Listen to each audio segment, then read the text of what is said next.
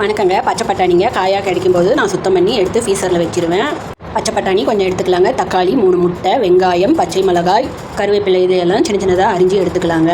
இதெல்லாம் பார்க்கும்போது என்ன செய்ய போகிறேன்னுட்டு உங்களுக்கு ஒரு ஐடியா வந்திருக்குங்க.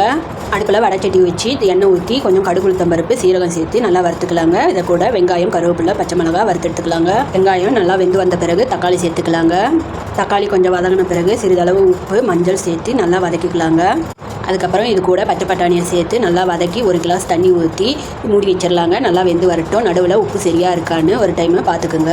இது மாதிரி உங்கள் குழந்தைங்களுக்கு செஞ்சு கொடுங்க. குழந்தைங்களுக்கு இது ரொம்ப பிடிக்கும், நல்லா ருசியாக இருக்கும். உங்கள் குழந்தைங்களுக்கு பச்சை மிளகாய் பிடிக்காதுன்னா மிளகாத்தூள் போட்டுக்குங்க.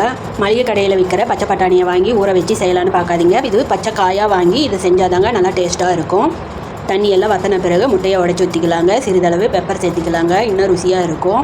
இதை அப்படி ஒரு பரட்டு இப்படி ஒரு பரட்டுன்னுட்டு பெரட்டி தட்டில் போட்டு குழந்தைங்களுக்கு கொடுங்க.